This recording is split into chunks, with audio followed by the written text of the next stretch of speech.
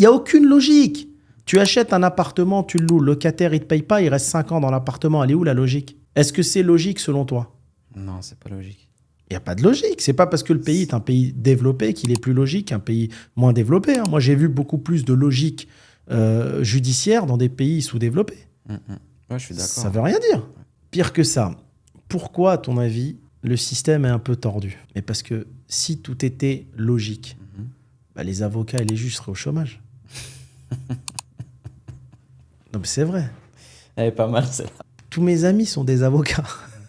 Je leur dis, mais attends, je comprends pas le système là. Pourquoi vous pouvez faire des lois logiques? Tu as un locataire qui paye pas le loyer, 3 mois, il y a la police qui vient, qui l'expulse. Ils me disent, Hakim, si on fait des choses réelles et logiques, là on est dans la logique, nous on fait quoi? Putain. Là, il faut un avocat pour le bailleur, un avocat pour le locataire qui veut pas sortir.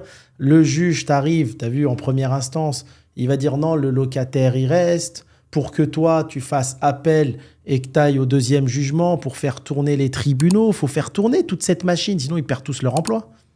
En fait, il faut bien le comprendre. Une fois que tu le comprends bien... Tu mets longtemps à le comprendre. Ouais.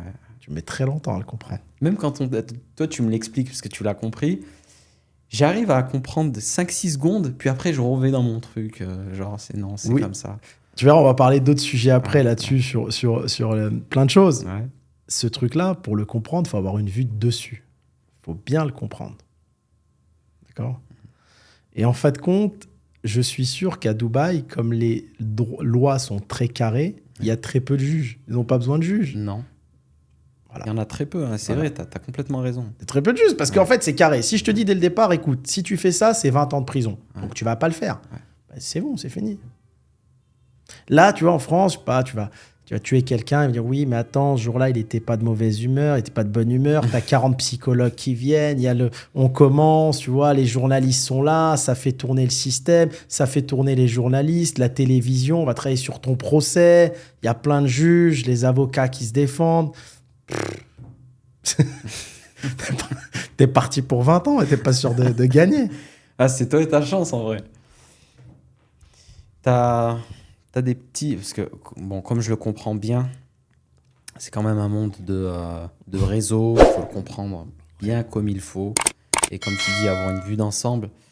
Est-ce que tu as des choses à partager qui peuvent aider les personnes qui sont dedans? J'étais au discours de Xavier Niel, là, il y a 2-3 jours. Oui. Et ça m'a fait rire parce que il disait, les gens pensent que je suis un sataniste, les gens pensent que je bois le sang des enfants. J'ai vu ta photo sur Insta. Ouais.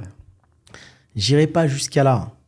Il n'y a pas ça. Mais comme dans tous les pays du monde, la France est un pays de réseau.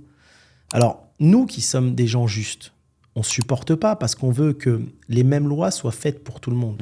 Si toi, demain, tu as un enfant, tu veux qu'il démarre au même point de départ que tout le monde. Tu vois ? Mais si tu veux, c'est pas ça. Ces gens de réseau, c'est les enfants de telle et telle personne qui font HEC. C'est ces mêmes gens-là qui ont leurs potes qui sont à la tête des fonds d'investissement et qui vont te lever des millions pour ta start-up à la con parce que ta start-up, elle est bidon et que le mec qui n'a pas de réseau, il a une idée en or, mais personne n'ira lui donner sa chance. C'est du réseau. Mais j'ai envie de te dire, c'est dans tous les pays du monde. Et après, même dans les villes, t'as des notables entre eux dans les villes. Ouais. Donc, c'est des réseaux dans chaque ville qui sont ancrés depuis des années et des années. Ça ne changera jamais. Tu sais, on dit souvent, il y a l'avocat qui connaît la loi et celui qui connaît le juge. C'est partout pareil, dans le monde entier. Tu viens dans n'importe quel pays d'Afrique, essaye de devenir milliardaire dans un pays d'Afrique. On va pas se mentir. Ouais, jamais. Mais tu feras rien. Je sais même pas s'ils vont te laisser devenir millionnaire. C'est entre eux aussi, c'est pareil, c'est le même système partout.